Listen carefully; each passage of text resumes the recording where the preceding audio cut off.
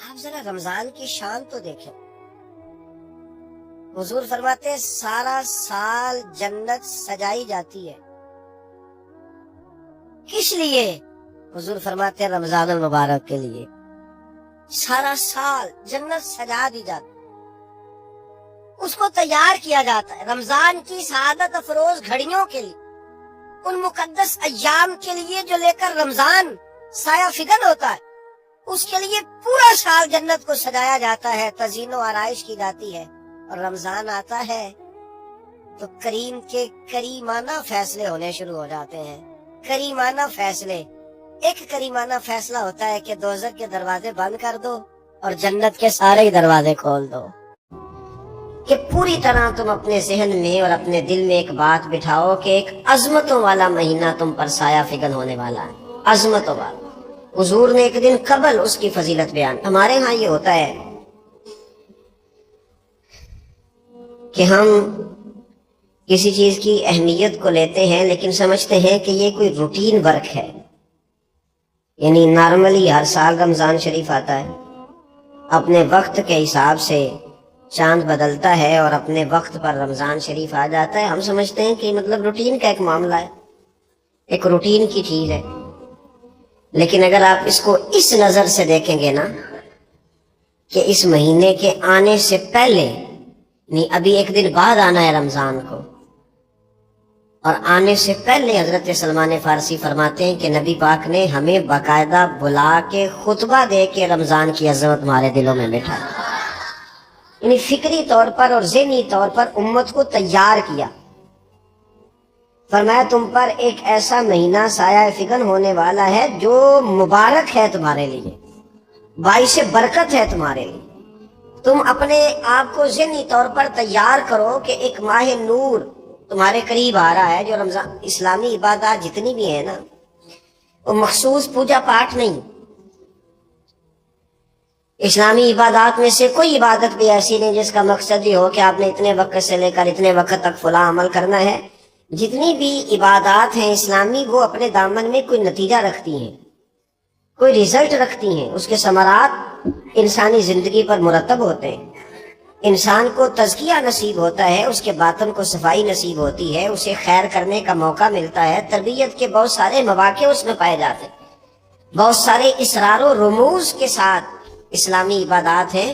یہ جو رمضان المبارک ہے نا، یہ جو روزہ ہے، یہ روزہ اپنے دامن کے اندر تربیت رکھتا ہے. تربیت. یا ایھا الذین آمنوا کتب علیکم الصیام کما کتب علی الذین من قبلکم لعلکم تتقون. اے ایمان والو، تم پر روزے فرض کیے گئے جیسا کہ تم سے پہلے لوگوں پر بھی فرض کیے گئے تھے تاکہ تم تقوی اختیار کرو. روزہ تمہیں پرہیزگار بنائے گا، تمہارے اندر سے جو نفسانی چیزیں ہوں گی انہیں نکالے گا، اور اللہ تبارک و تعالیٰ کی طرف تمہارے دل کا رجحان ہوگا، تمہاری روح کا رجحان ہوگا، تمہیں تزکیہ دے گا. روزہ انسان کی تربیت کرتا ہے. انسان کو روزہ ذہنی طور پر تیار کرتا ہے کہ اللہ کے حکم کے مطابق کھانا ہے، اللہ کے حکم کے مطابق پینا ہے. سب سے بڑا مسئلہ اس دور کا رزق حلال کا حصول ہے اور حرام سے اجتناب ہے. تو روزہ ہمیں یہ سبق پڑھاتا ہے کہ ہم وہی کھائیں گے اور اسی وقت کھائیں گے جو کھانے کا ہمیں ہمارے رب نے حکم ارشاد فرمایا ہے، اور جسے اللہ رسول منع کر دیں گے جتنی مرضی چمک دمک اپنے دامن میں رکھے، جتنی مرضی، لیکن ہم وہی لیں گے جو ہمارے لیے جائز ہے. آپ غور فرمائیے، روزہ لعلکم تتقون، روزہ تمہیں پرہیزگار کرتا ہے. بہت سارے لوگ ایک بات کرتے ہیں کہ عادتیں نہیں بدلی جاتی. یار کوشش کرتا ہوں لیکن میری عادت نہیں تبدیل ہوتی. میں آپ کو ایک رائے دینے لگا ہوں، مشورہ دینے لگا ہوں. میں آپ سے یہ عرض کرنے لگا ہوں کہ موقع آیا ہے رمضان شریف کا. رمضان میں نا بندہ روٹین میں اپنی عادتیں بدلتا ہے.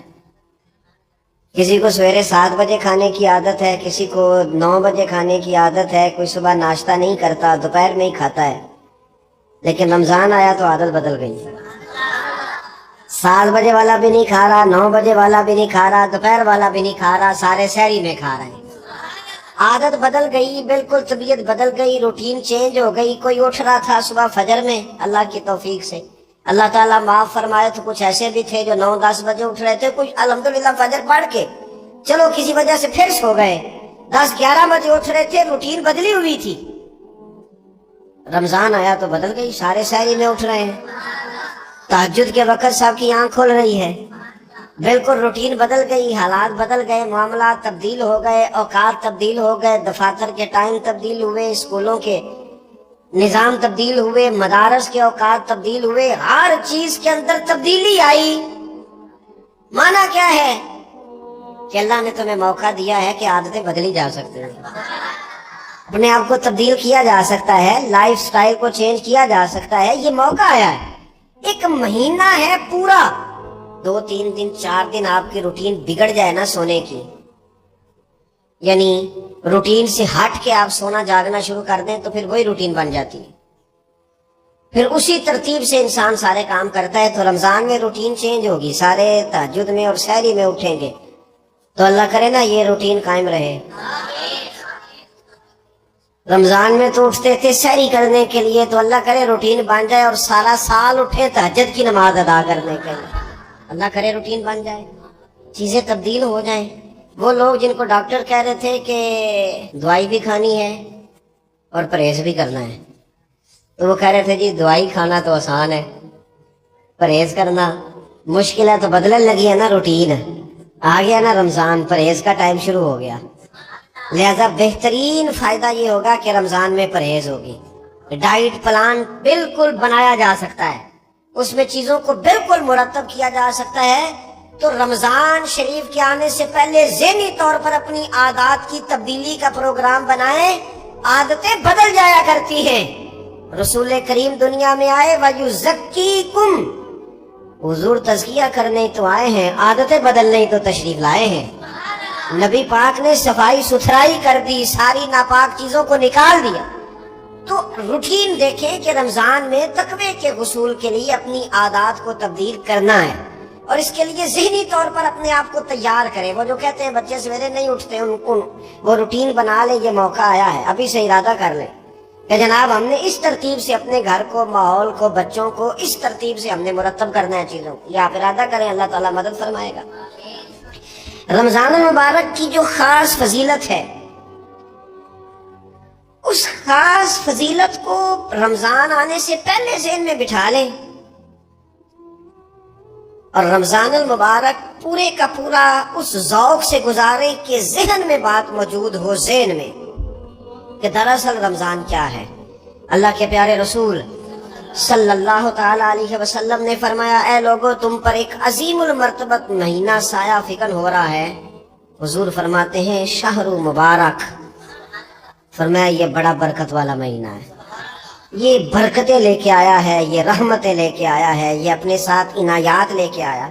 اور نبی اکرم صلی اللہ تعالی علیہ وآلہ وسلم نے فرمایا جو بندہ بھی قرب الہی کی نیت سے رمضان میں نیکی کا طلبگار ہوگا، فرمایا وہ اگر نفل نیکی کرے گا نا تو اللہ تعالیٰ اسے فرض کے برابر ثواب عطا فرمائے گا. اور حضور علیہ الصلوۃ والسلام فرماتے ہیں جو اس مہینے میں ایک فرض ادا کرے گا اللہ 70 فرضوں کے برابر اجر عطا کرے گا. اپنے ذہن میں ایک بات بٹھائی جائے، ذہن میں یہ بات بٹھائی جائے کہ یہ نا برکت والا مہینہ ہے، اس میں میرا ثواب بڑا ضربوں کے ساتھ آگے بڑھے گا. ایک ذہن بنایا جائے اور پھر ثواب اکٹھا کرنا شروع کر دیا جائے. پھر وہ ترتیب بنا لی جائے، کاروباری نہیں، روحانی ترتیب، کاروباری نہیں، یعنی نئے سے نئے سٹال نہ تیار کیے جائیں. مہنگائی کیسے کرنی ہے اور کس طرح کر کے کن چیزوں کی آج کل مانگ ہوگی، کس ترتیب سے سودا پہلے ہی خریدنا ہے، مہنگا کیسے کرنا ہے، اللہ معاف کرے مصنوعی قلت کیسے پیدا کرنی ہے، کمائی کیسے کرنی ہے. رمضان کے اندر جناب لوگ ساری ترتیب لگا کے، ساری. میرے ایک دوست ہیں